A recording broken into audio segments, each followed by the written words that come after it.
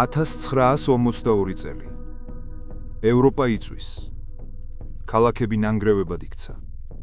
ქუჩებში ნაცისტული ჩექმების ხმა ისმის. შიში ყველგანაა. მაგრამ ამ სიბნელეში არსებობდა ერთი ადამიანი. ქალი, რომელსაც გერმანიის საიდუმლო პოლიცია, გესტაპო, ყველაზე მეტად ეძებდა. მისი სახელი იყო ვირჯინია ჰოლი.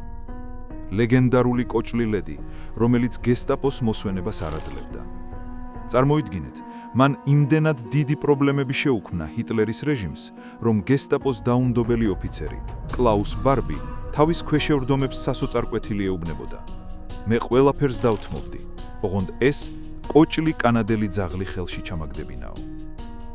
ვირჯინია ჰოლი არ ჰგავდა გმირს. ის არ იყო ჯარისკაცი. არ ჰქონდა იარაღი. და რაც ყველაზე წარმოუდგენელია, მას ერთი ფეხი ხის ჰქონდა. წლების წინ ნადირობის დროს მომხდარმა შემთხვევამ მისი ცხოვრება სამუდამოდ შეცვალა. ექიმებმა ფეხი მოაჭრეს.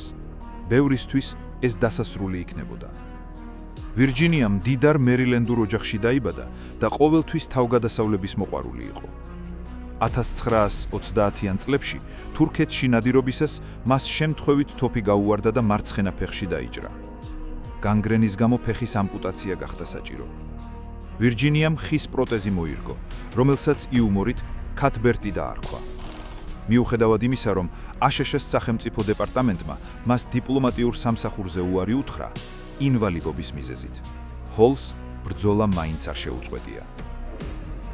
როცა მეორე მსოფლიო ომი დაიწყო, მან ბრძოლა გადაწყვიტა. ვირჯინია ბრიტანული დაზვერვას, SOE, შეუერთდა. ის გახდა პირველი ქალი აგენტი, რომელიც ოკუპირებულ საფრანგეთში მუდმივად საცხოვრებლად გაგზავნეს. მისი საფარეველი იყო ამერიკული გაზეთის ნიუ-იორკ პოსტის რეპორტიორობა. ის გახდა ბრიტანეთის საიდუმლო სამსახურის აგენტი. მისია: შესვლა ოკუპირებულ საფრანგეთში. ტერიტორია, სადაც სიკვდილი ყოველ ნაბიჯზე იყო. ვირჯინია მივიდა ქალაქ ლიონში. ის არ გამოიყურებოდა საშიშად. უბრალო ქალი, მშვიდი, შეუმჩნეველი, მაგრამ ეს იყო მისი ყველაზე ძლიერი იარაღი. პოულობდა ადამიანებს, რომლებიც წინააღმდეგობას გაუწევდნენ ნაცისტებს. მისი ძირითადი საქმიანობა მოიცავდა წინააღმდეგობის მოძრაობის ქსელების შექმნას, იარაღისა და ფულის მიწოდების ორგანიზებას და ციხიდან მოკავშირე პილოტებისა და აგენტების გაქცევის დაგეგმას. ყველაფერი ჩუმად, ყველაფერი სიცოცხლის ფასად. თუ დაიჭერდნენ, მისი დასასრული სწრაფი და სასტიკი იქნებოდა. გესტაპომ მალე გაიგო მის შესახებ. მათ არ იცოდნენ მისი სახელი, მაგრამ იცოდნენ, რომ არსებობდა ქალი, კოჭლი ქალი.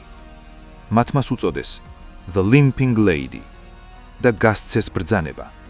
იპოვეთ იგი ნებისმიერ ფასად. ერთ დღეს საფრთხე რეალური გახდა. ნაცისტები ძალიან ახლოს იყვნენ. ვირჯინია ჰოლი იძულებული გახდა გაქცეულიყო. მის წინ არსებობდა მხოლოდ ერთი გზა: პირენეის მთები, ყინვა, თოვლი, ქარი და ხის ფეხი. მან წარმოუდგენელი რამ გააკეთა. 50 კილომეტრი ფეხით გაიარა თოვლიან პირენეის მთებში, რათა ესპანეთში გადასვლიყო. შეგახსენებთ, ამას ის ხის მძიმე პროტეზით აკეთებდა. მაგრამ ვირჯინია არ გაჩერდა. ის დაბრუნდა. ამჯერად ის მოხუც გლეხის ქალად იყო შენიღბული. ის ფეხებს მიათრევდა, რათა თავისი კოჭლობა დაემალა და ჩვეულებრივ მოხუც დამსგავსებოდა. და პარალელურად რაციით განუწყვეტლად გადასცემდა გერმანული ჯარების გადაადგილების კოორდინატებს. მისმა რაზმებმა ააფეთქეს ხიდები, გაანადგურეს მატარებლები და ასობით ნაცისტი ჯარისკაცი გაანადგურეს. იცვლიდა გარეგნობას, იცვლიდა ხმას, იცვლიდა ცხოვრებას. მაგრამ მისი მიზანი იგივე იყო. ბრძოლა ჩრდილში. ომის ბოლოს სიმართლე გამოვლინდა. ომის დასრულების შემდეგ ვირჯინია ჰოლი დაჯილდოვდა უმაღლესი ორდენებით. თუმცა მას არ უყვარდა საჯარო პუბლიკაცია და ყურადღების ცენტრში ყოფნა. ის 1982 წელს გარდაიცვალა.